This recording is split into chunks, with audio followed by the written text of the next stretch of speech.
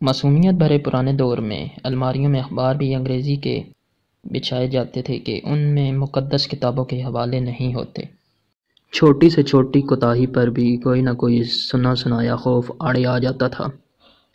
زمین پر نمک یا مرچیں گر جاتی تھیں تو ہوش و حواس اڑ جاتے تھے کہ قیامت والے دن آنکھوں سے اٹھانا پڑے گی۔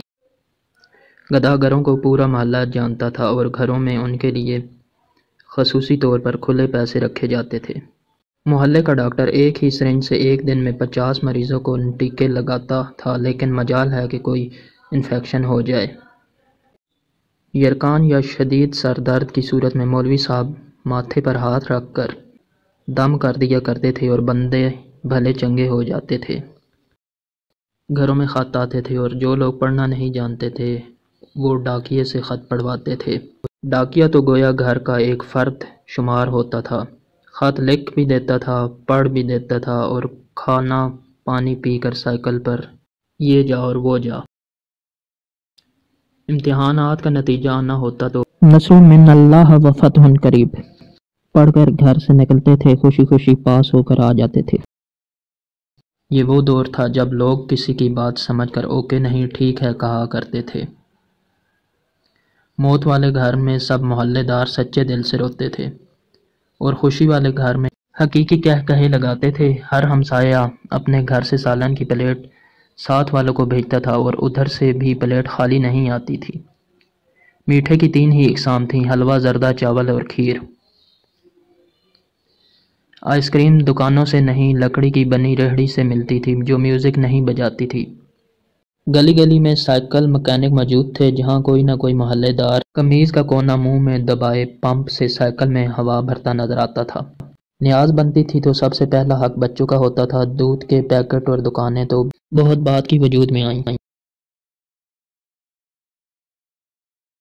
پہلے تو لوگ بھینسوں کے باڑے سے دودھ لینے جاتے تھے، گفتگو ہی گفتگو تھی، باتیں ہی باتیں تھی، وقت ہی وقت تھا۔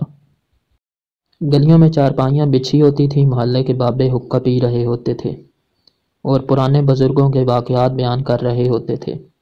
جن گھروں میں ٹی وی آ چکا تھا انہوں نے اپنے دروازے محلے کے لیے ہمیشہ کھلے رکھے۔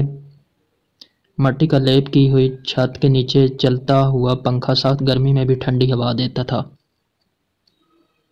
اور فریج کے بغیر بھی مٹکے اور سرائیوں کا پانی ٹھنڈا رہتا تھا۔ پھر اچانک سب کچھ بدل گیا، ہم قدیم سے جدید ہو گئے۔ اب باورچی خانہ سیڑھیوں کے نیچے نہیں ہوتا، کھانا بیٹھ کر نہیں پکایا جاتا، دسترخوان شاید ہی کوئی استعمال کرتا ہو۔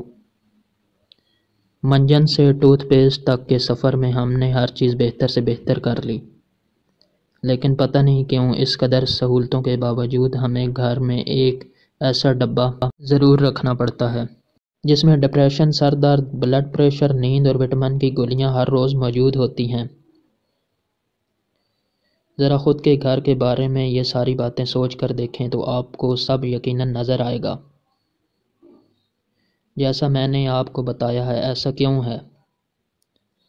کیوں ہم اپنے بیسک قسم کی زندگی سے بٹتے چلے جا رہے ہیں؟ میں آج بھی تم لوگوں سے کہہ رہا ہوں، تم ساتھ والوں کے دکھ درد بانٹنا شروع کر دو، تم غریبوں کے دکھ بانٹنا شروع کر دو، تم ساتھ والوں کے ساتھ پیار محبت رکھنا شروع کر دو، تھوڑی سی ماضی کی زندگی کو دوبارہ اپنانا شروع کر دو، مٹی کے برتن میں کھانا کھانا شروع کر دو، دنیا جہاں کی نعمتوں سے دور ہٹ جاؤ۔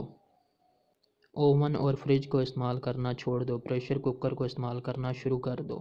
اپنی زندگی کو سادگی کی طرف لے جاؤ تو تمہارے گھر میں رکھا ہوا یہ دوائیوں کا ڈبہ بھی پہلے کی طرح یہاں سے غائب ہو جائے گا۔ خداوند سے دعا ہے کہ دیکھنے والوں کو صحت کاملہ و عاجلہ عطا فرمائے۔ آمین ثم آمین یا رب العالمین۔